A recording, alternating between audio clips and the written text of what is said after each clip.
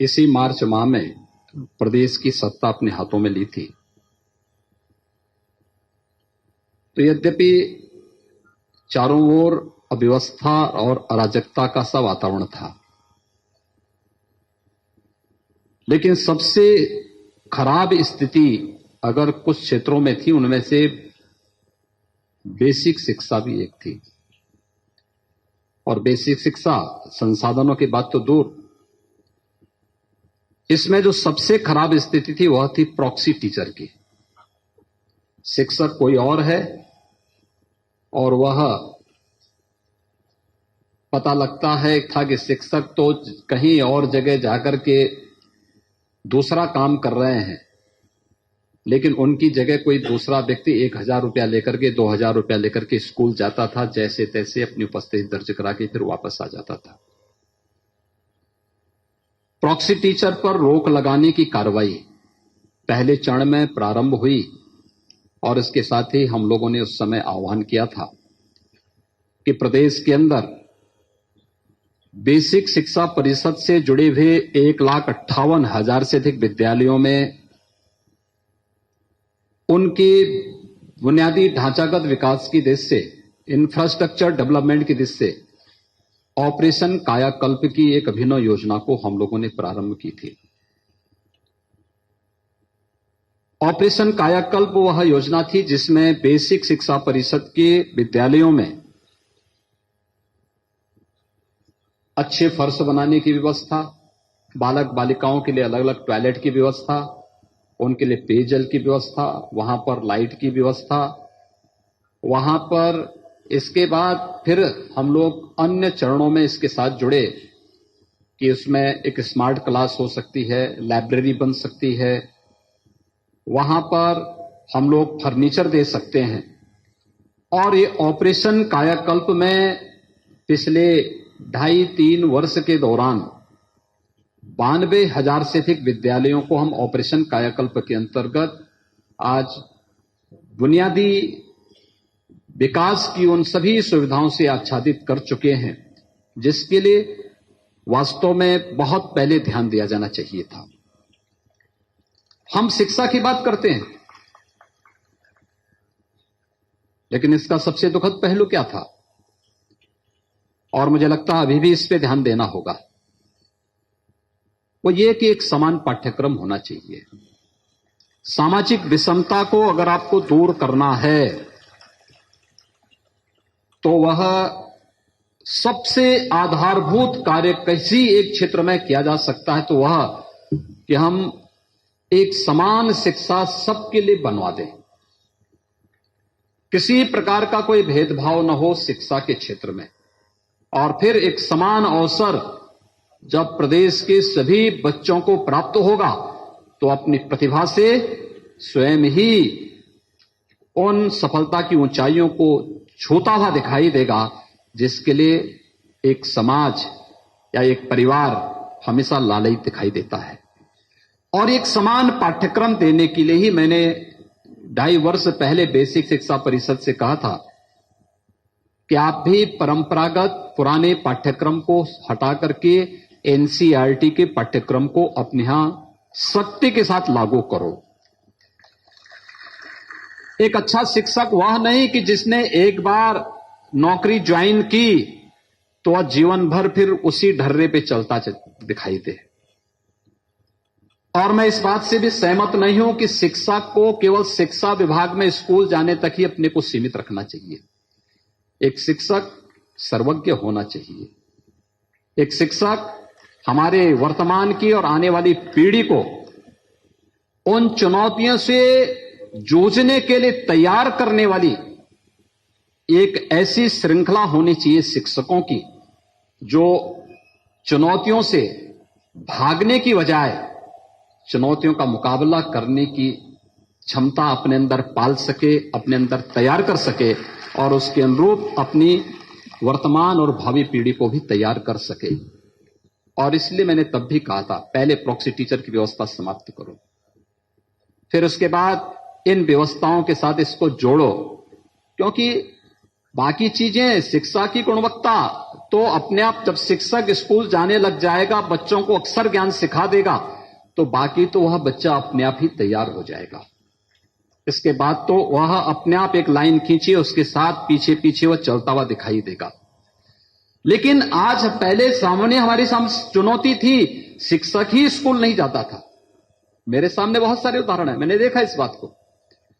मैं जो इस बात को कहता हूं, एक शिक्षक अगर आपको जनगणना के कार्य में लगाया जाता है, आप खुशी से जाइए। आपका इससे बेहतर संवाद का माध्यम दूसरा नहीं बन सकता है कि आप घर घर जाकर के लोगों से संपर्क करेंगे और आपके प्रति कई गुना सम्मान का भाव बढ़ता है लोगों के मन में। क्योंकि आप जब जाते हैं तो वहां की सामाजिक, वहां की आर्थिक, वहां की भौगोलिक, इन सभी स्थितियों से आप परिचित होते हैं। लेकिन जब आप कहते हैं कि मैं स्कूल के अलावा कुछ नहीं करूंगा और स्कूल भी समय से नहीं जा पाते हैं, तो सबसे ज्यादा आहत आप अपनी इस गरिमा और अपने शिक्षक के गौरव को प्रदान के प्रति करते हैं। सबसे ज्यादा अनादर फिर आपके द्वारा होता है इस पद के प्रति।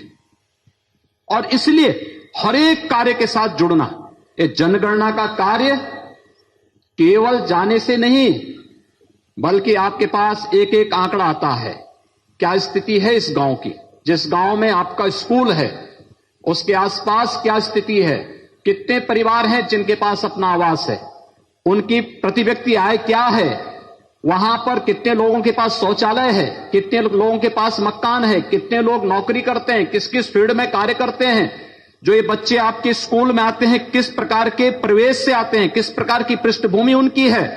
और जब तक एक शिक्षक इन सब के बारे में जानकारी नहीं रखता है, वह कभी भी अपने उन बच्चों के साथ न्याय नहीं कर पाएगा जो लोग आज आपको ये कहते हैं कि आपको इससे अलग करना चाहिए। छुई मुई एक शिक्षक नहीं बन सकता। एक शिक्षक को तो अपने आप को तैयार करना होगा इन सभी परिस्थितियों से। हर एक जगह जाइए, जानकारी लीजिए। आप जब गांव में जाएंगे तो उस गांव में जाने के कारण आपके प्रति जो भ्रांत धारणाएं वे अपने आप दूर होती हुई दिखाई देंगी। बहुत सारी आपके ज्ञान उस व्यावहारिकता से आपको प्राप्त हो जाएगी और बहुत सारी जानकारी आपके द्वारा जब गांव में दी जाएगी तो लोगों को अच्छी दिशा में आगे बढ़ने का अवसर भी प्राप्त होगा और इससे शिक्षक की गरिमा और शिक्षक का गौरव ही बढ़ेगा, उससे कम नहीं होने वाला है।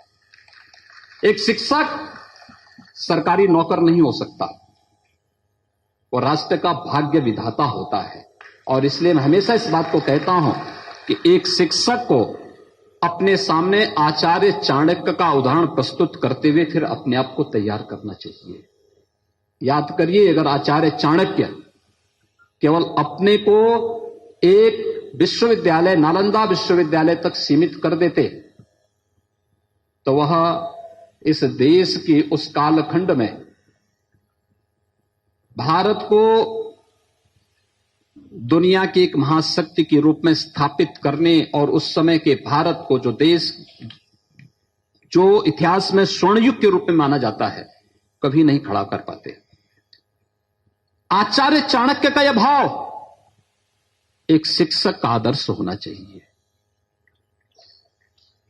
समाज की चुनौती क्या है, समाज की आवश्यकता क्या है, अगर हम उसके अनुरूप नहीं खड़ा हो सकते तो बेकार है। फिर हम अन्याय कर रहे हैं अपने प्रति भी, अपने पेशे के प्रति भी और आने वाली वर्तमान और भावी पीढ़ी के प्रति भी। हम इसके दोषी होंगे। याद रखना, समाज के प्रति किया जाने वाला दोष व्यक्ति कभी भी उससे अपने को अलग नहीं कर सकता है। द्रौपदी ने यह प्रश्न किया था ना, किस पाप का भागी कौन है, कौन है इस पाप का भागी। ये विश्वविद्यालयों में जो अराजकता और भारत विरोधी नारे लग रहे हैं, ये जो उदंडता है, उच्छृंखलता है, इस पाप का भागी कौन है? क्या सरकारें हैं? सरकार संसाधन दे सकती है, लेकिन जिसने उसे बेसिक शिक्षा दी है, जिसने उसने माध्यमिक शिक्षा दी है और जो आज उसे वहां तक लेकर के गया है, इन सब को भी अपने स्वयं के कार्यों का मूल्यांकन इस अवसर पर करना चाहिए। जब भारत विरोधी नारे देश के संसाधनों पर पलने वाले उच्च शिक्षण संस्थानों में लगते हैं, तब हमें अपने उस कार्यों के मूल्यांकन के लिए तैयार होना चाहिए कि आखिर हमारे द्वारा पढ़ाए जाने वाले छात्रों में इस प्रकार की विकृति क्यों पैदा हुई कि हमारी राष्ट्र माता के ही पैर काटने को, हाथ काटने को तत्पर दिखाई दे रहे हैं। जिस भारत की एकता और अखंडता की शपथ लेकर के हम कार्य करते हैं, शपथ लेते हैं, आज उसी के विखंडन के नारे लगाए जा रहे हैं। तब शिक्षा के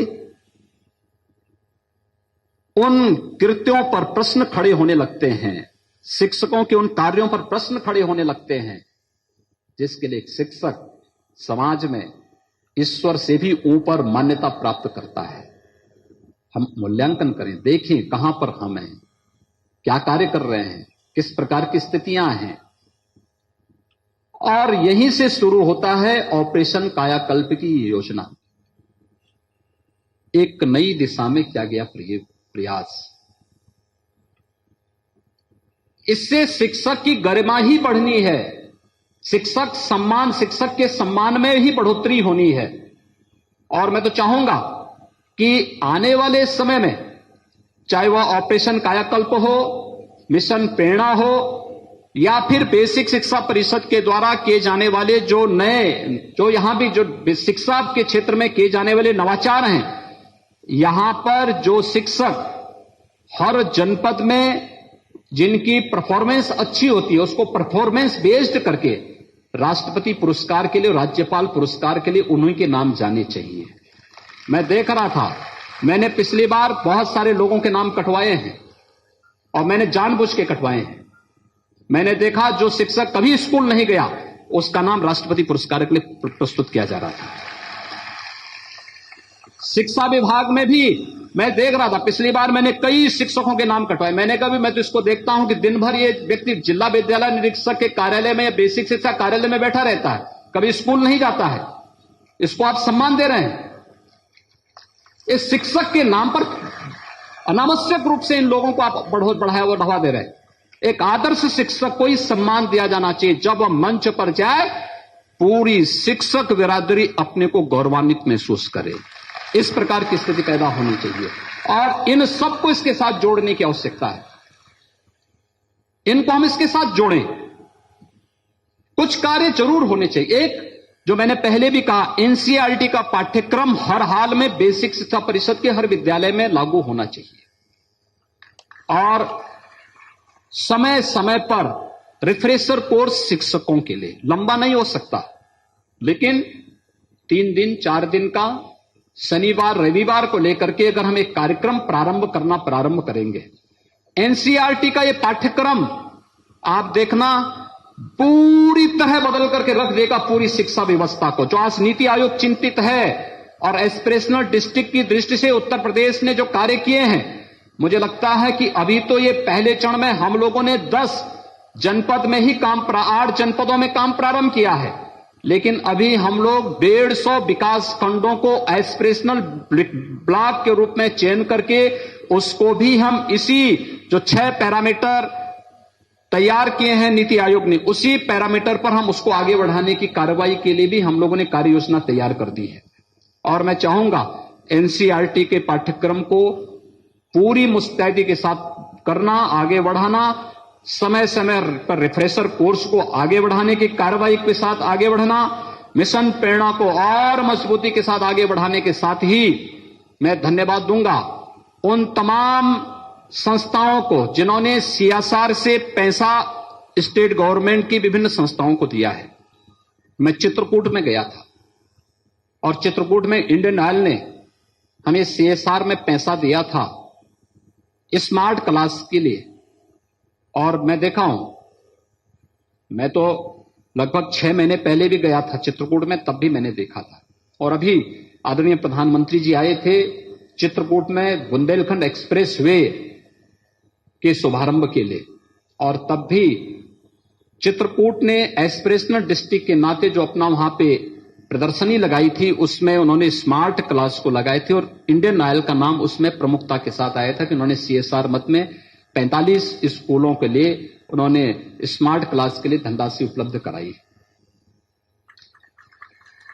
मुझे लगता है कि मैं गोरखपुर में गया था। गोरखपुर में आईजीएल ने भी और गैलेंट इस्पात ने भी कुछ स्कूलों को गोद में लेकर के उन्हें ऑपरेशन कायाकल्प के माध्यम से एक नई काया दी है, नए सिरे से एकदम लगता है कि स्कूल है।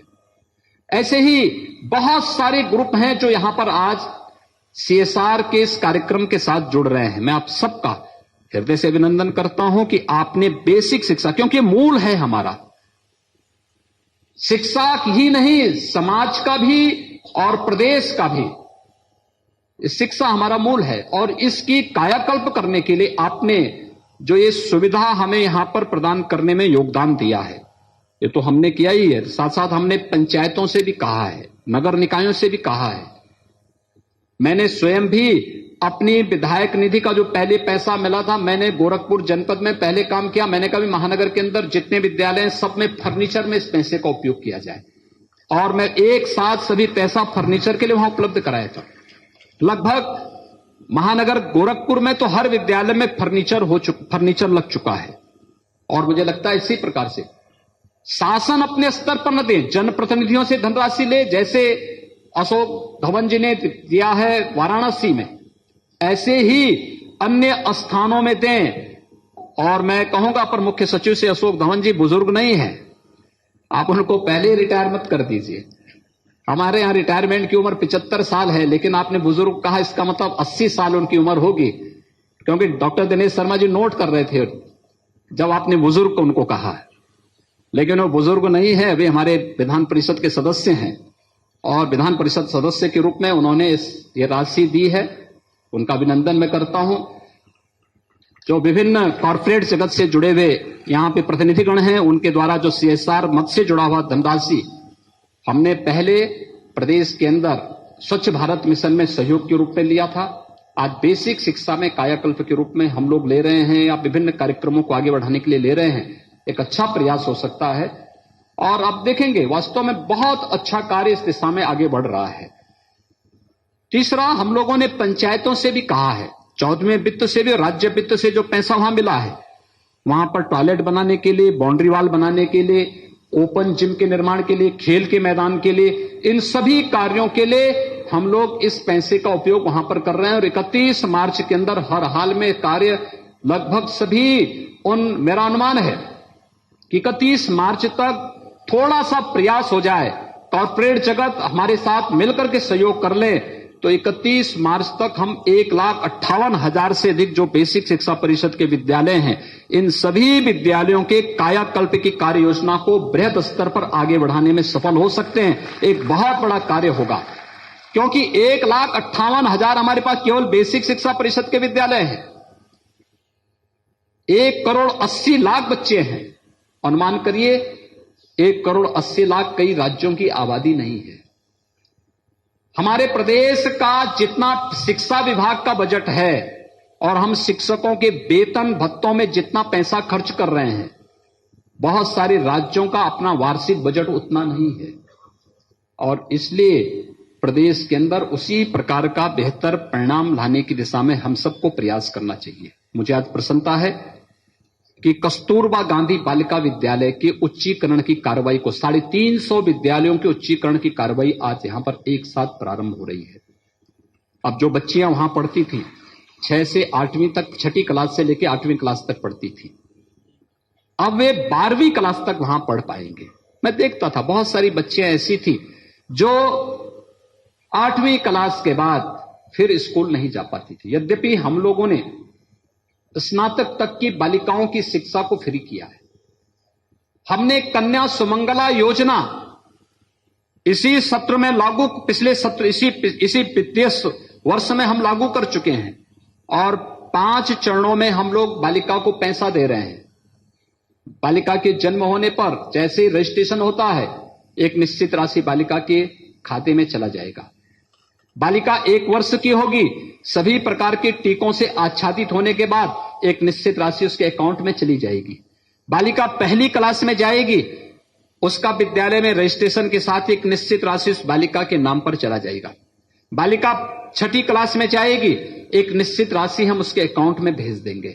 बालिका 9वीं क्लास में जाएगी, एक निश्चित राशि हम उसके अकाउंट में भेजेंगे। और बालिका 9वीं के बाद कोई सर्टिफिकेट का कोर्स, कोई डिप्लोमा कोर्स, कोई डिग्री कोर्स करना चाहेगी तो भी एक राशि उसके अकाउंट में देंगे। कुल जन्म लेने से लेकर के और इस डिग्री, डिप्लोमा या सर्टिफिकेट कोर्स तक हम 15,000 रुपए का एक पैकेज बालिका को प्रदान कर रहे हैं प्रदेश सरकार के माध्यम से, कन्या सुमंगला योजना के माध्यम से।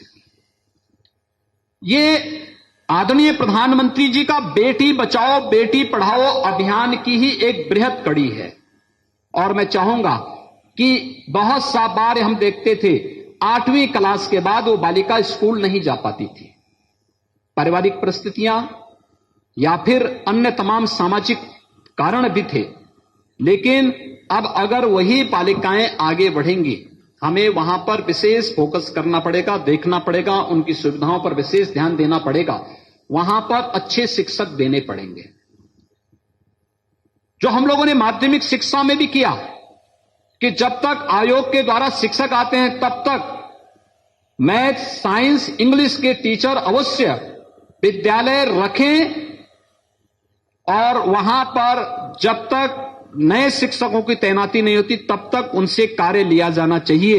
यह कार्य मुझे लगता हमें कस्तूरबा गांधी विद्यालयों के उच्चीकरण की कार्रवाई को हम आगे बढ़ा रहे हैं तो शिक्षकों के चयन की प्रक्रिया को भी समयबद्ध ढंग से आगे बढ़ा देने की आवश्यकता है। और मुझे लगता है एक बहुत बड़ा कार्य इसके माध्यम से हो सकता है।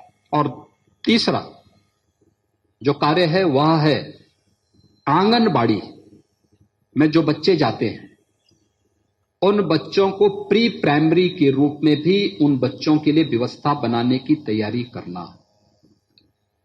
क्योंकि अब तक होता क्या है, आंगनबाड़ी में जा रहे हैं, आंगनबाड़ी में अब उनके लिए व्यवस्था कर दीजिए, ये बहुत अच्छी व्यवस्था हो सकती है। हम ये बाध्यताएं बंद करो कि जब 1 जुलाई को या 1 अप्रैल को जो बच्चा 5 साल का होगा उसी का एडमिशन करेंगे। अगर वो बच्चा ठीक है, स्वस्थ है, पढ़ने लायक है, एडमिशन करिए, उसका आना जाना सिखाइए। कुछ नहीं करेगा वहां बच्चों के साथ ही मारपीट करेगा, कुछ तो उसके अंदर की झिझक खुलेगी। लेकिन हम हतोत्साहित न करें, वो आएगा, उनके साथ खेलेगा, किसी के साथ मारपीट करेगा, किसी का मार खाएगा, एक उसके अंदर की हिचक खुलती है, बहुत बड़ी हिचक खुलती है। और ये हिचक खुलना बहुत बड़ी बात होती है, बच्चों के अंदर की हिचक बहुत बड़ी बात होती है। हम जब इस कार्य को प्रेरित कर सकेंगे, सचमुच हम अपने बच्चों के साथ न्याय कर पाएंगे, हम भारत की वर्तमान और आने वाली पीढ़ी के साथ न्याय कर पाएंगे। और ये गुरुतर दायित्व किसी के ऊपर है तो बेसिक शिक्षा परिषद के ऊपर है। बेसिक शिक्षा परिषद इस कार्य को कर सकता है। आज जो तमाम प्रकार के नवाचार हमने बेसिक शिक्षा में देखे हैं, हमारा प्रयास होना चाहिए, कुछ के परिणाम आ रहे हैं, कुछ के परिणाम आने वाले हैं। हमारा प्रयास होना चाहिए 2021 में जब हमारा नया सत्र अप्रैल में प्रारंभ हो तब तक हम अपने इन सभी परिणामों को लेकर के सामने आ सकें, बता सकें कि हमने बेसिक शिक्षा परिषद में ये सुधार किए थे, उसके ये परिणाम आए हैं। अब कोई बच्चा घर में स्कूल छोड़ने के लिए बाध्य नहीं होगा, या ऐसा नहीं कि स्कूल में वो गया ही नहीं, हर बच्चा स्कूल जाएगा, मध्य में वो स्कूल छोड़ेगा नहीं। इस प्रकार की स्थिति की तैयारी हमें करनी होगी। और एक, यद्यपि जो आपने यहां पर विभिन्न प्रकार से अपने नवाचार से संबंधित साहित्य यहां पे प्रकाशित किया है, इसमें बहुत कुछ है, लेकिन फिर भी हम कितना आसान बना सकते हैं बच्चों के पढ़ाने की पाठ्यक्रम को, उसकी कला सीखना, उसको उदाहरणों के माध्यम से, उदाहरण के माध्यम से विभिन्न प्रकार के ऐसे एग्जाम्पल उसके सामने प्रस्तुत करना जिससे उसकी समझ में आसानी से आ सके। और आप देखना वही बच्चा बहुत अच्छे ढंग से आगे बढ़ सकता है। सूत्र वाक्य रटा करके उसके माध्यम से भी व्यक्ति आगे बढ़ सकता है, बहुत अच्छे ढंग से आगे बढ़ सकता है। मैंने देखता था हम लोगों को, हमारे गुरुजन स्कूलों में छोटे छोटे सूत्र रटा देते थे, इनको याद कर लो और इसको फिर डिफाइन करना सीख लो। इस सारे किसी भी, चाहे वो मैथ्स के हों, फिजिक्स के हों, केमिस्ट्री के हों, सूत्रों को कैसे हम डिफाइन कर सकते हैं, इसके बारे में पूरी जानकारी स्वयं हमें मिल पाती थी, मिल जाती थी।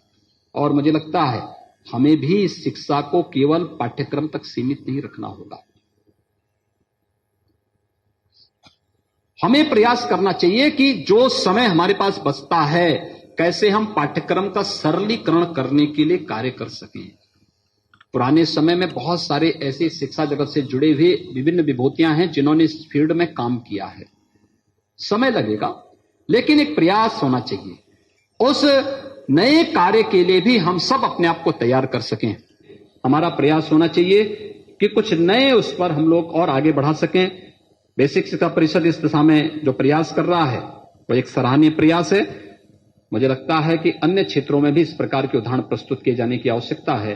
मैं आज के इस अवसर पर इस 2 दिवसीय राष्ट्रीय संगोष्ठी और सेमिनार के लिए बेसिक शिक्षा परिषद को, CSR कॉन्क्लेव के लिए कॉर्पोरेट जगत से आए हुए प्रतिनिधियों को हृदय से धन्यवाद देते हुए आप सबके प्रति अपनी शुभकामनाएं देता हूं। इस पूरे अभियान के प्रति अपनी शुभकामनाएं देता हूं।